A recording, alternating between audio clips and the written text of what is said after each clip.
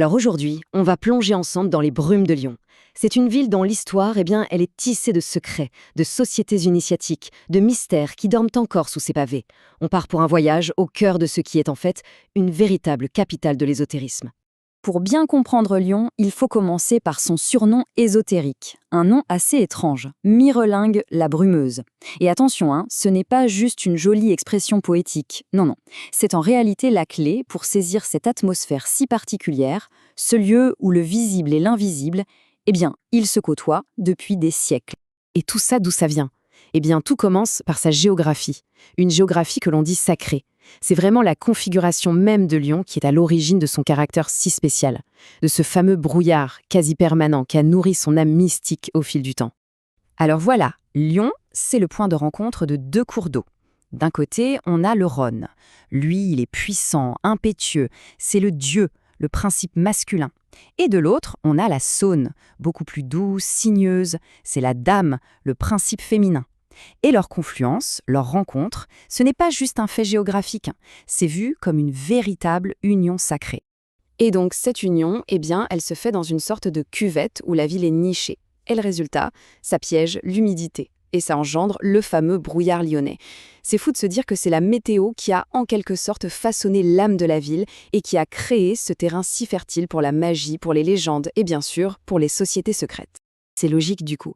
Cette atmosphère si particulière a fait de Lyon, au fil des siècles, un refuge tout naturel pour ceux qui cherchaient à préserver ou à transmettre des connaissances cachées, loin des regards un peu trop curieux. Les couches de mystère se sont ajoutées les unes sur les autres avec le temps. Ça commence bien avant les Romains, sur un sol druidique. Plus tard, au Moyen-Âge, les Templiers y installent un port et, chose très rare, un monastère de Chartreux s'installe en pleine ville. Puis, à la Renaissance, les imprimeurs lyonnais glissent des symboles alchimiques dans leurs livres. Le savoir secret, ici, n'a jamais vraiment cessé de circuler. Mais le plus grand secret de Lyon, il ne se trouve peut-être pas dans les vieilles bibliothèques ou dans les loges. Non. Il pourrait être enfoui très, très profondément sous terre, sous la colline de la Croix-Rousse.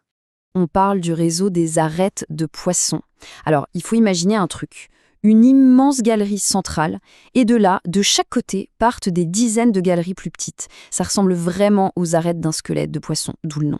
Le travail de construction a dû être, titanesque. Et pourtant, le plus fou dans tout ça, c'est que personne ne sait officiellement à quoi ça servait. C'est la question qui tue, évidemment. Pourquoi déployer autant d'efforts pour construire un labyrinthe souterrain aussi complexe? On va voir que les réponses les plus simples, elles ne tiennent pas la route une seconde. On a bien sûr cherché des explications. Est-ce que c'était une sorte d'ouvrage militaire? Non. L'emplacement n'a absolument aucun sens stratégique. Bon, alors, un lieu de stockage, pour de la nourriture, des archives? Impossible. L'humidité à l'intérieur est tellement intense que tout aurait pourri en quelques jours. Bref, les explications les plus logiques, elles ne tiennent pas. Ce qui nous amène à la théorie la plus fascinante. Et si tout ce réseau n'était en fait qu'un leurre? Si toute cette structure, aussi impressionnante soit-il, n'était que l'arbre qui cache la forêt? Un gigantesque trompe-l'œil conçu pour égarer les curieux et pour protéger autre chose. Alors, il cacherait quoi? Probablement un second niveau, encore plus secret en dessous. Un dépôt contenant quelque chose d'une importance capitale, mais pas forcément de l'or ou de l'argent. Peut-être un savoir, un trésor spirituel? Le problème, c'est que les accès d'origine, qui se trouvaient dans les caves de Riche-Deveur, ont été détruits ou nurés, surtout pendant la Révolution. Le secret a été emporté avec eux.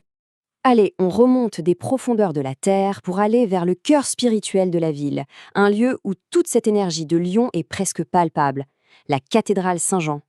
Cette cathédrale, ce n'est pas juste un lieu de culte, c'est un véritable point chaud énergétique. Des mesures scientifiques l'ont prouvé, le magnétisme terrestre y est beaucoup plus élevé qu'autour. Son emplacement n'a vraiment, mais vraiment rien d'un hasard. On parle ici d'architecture art gothique. C'est un jeu de mots, vous l'aurez compris, entre art gothique et argot. L'idée, c'est que la cathédrale est un livre de pierre, un langage codé. Sa nef, son grand vaisseau central, agirait comme un creuset alchimique, fait pour transformer celui qui la traverse, pour l'élever spirituellement. D'ailleurs, autrefois, sur le sol de cette cathédrale, il y avait un labyrinthe. Ce n'était pas juste un dessin pour faire joli, c'était un parcours symbolique. Le suivre, c'était comme un pèlerinage intérieur, un voyage initiatique vers le centre de soi. Malheureusement, ce chemin sacré a connu une fin assez brutale. On est pendant la Révolution française. Dans ce grand mouvement de rejet du passé, des symboles religieux, l'ordre tombe, sec et définitif. Le labyrinthe doit disparaître. Ces pierres, vues comme des reliques d'une époque de superstition, doivent être arrachées et jetées. Et c'est là que l'histoire bascule, dans la légende. On raconte que les commissaires qui étaient chargés de cette destruction, au moment même où ils jetaient les pierres sacrées dans la Saône, juste à côté, ont senti leur vue se troubler, puis s'éteindre complètement. Ils sont devenus aveugles. Alors imaginez la scène. Pris de panique, complètement désorientés, aveugles, ils finissent par trébucher, par tomber dans le fleuve. Et ils se noient, précisément à l'endroit où ils venaient de jeter les pierres du labyrinthe.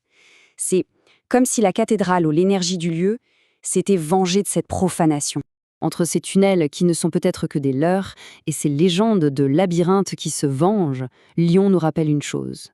Certaines villes ont une mémoire profonde. Et leurs secrets les plus importants ne sont pas toujours ceux qu'on trouve dans les livres d'histoire. Alors la question reste entière. Quels autres secrets Myrdingue la Brumeuse cache-t-elle encore dans ses brumes et dans ses profondeurs ?